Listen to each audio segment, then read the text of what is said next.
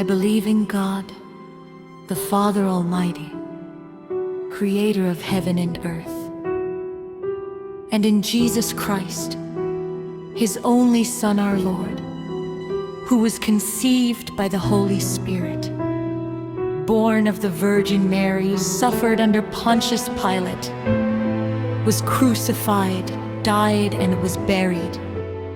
He descended to the dead. On the third day he rose again from the dead. He ascended into heaven and sits at the right hand of God the Father Almighty. From there he will come to judge the living and the dead.